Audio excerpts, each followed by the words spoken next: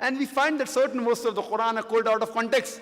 And one of the most famous verses of the Quran, in which the critics they try and say that, oh, Quran says wherever you find a non-Muslim, you kill him. And one of the famous critics of India, as you know, Arun Shuri, he wrote a book called The World of Fatwa. And he writes in his book and he quotes the Quran in Surah Tawbah, chapter number 9, verse number 5. He says, the Quran says, wherever you find a Khaafir, into brackets Hindu, wherever you find a Khaafir, into bracket Hindu, you kill him. You wait for him in every stratagem of war. So imagine if a common Hindu, an innocent Hindu reads this, oh, Quran says that wherever you find a Hindu, kill him, then immediately there will be a reaction.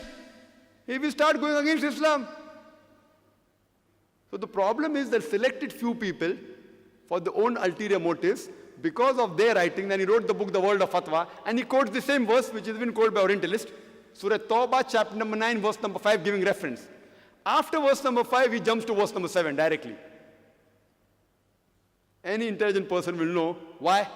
Because verse number 6 has the key, the reply to his allegation. In context, if you read Surah Tawbah, chapter number 9, the first few verses speaks about a peace treaty between the Muslims and the mushriks of Makkah. This peace treaty was unilaterally broken by the mushriks of Makkah. So by the time Almighty God reaches verse number 5, he says that in the battlefield, that wherever you find your enemy, Kafir means unbeliever, enemy, wherever you find the enemy,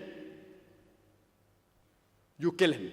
In the battlefield, if anyone quotes out of context, it will sound absurd. Imagine a few decades earlier, there was a war between USA and Vietnam.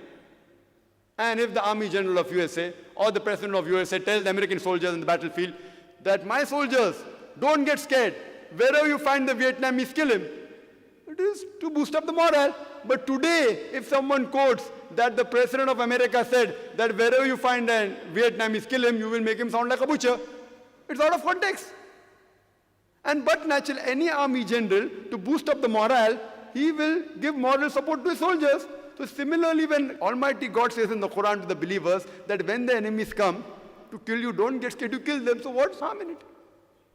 And the next verse, verse number 6 says that if the unbelievers, if they seek asylum, it does not say let them go.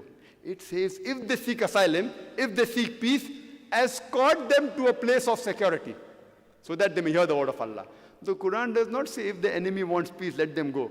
The Quran says escort them to a place of security. Today, the most generous army general, the maximum will tell his soldier that if the enemy wants peace, let them go. Which army general will say that escort them to a place of security?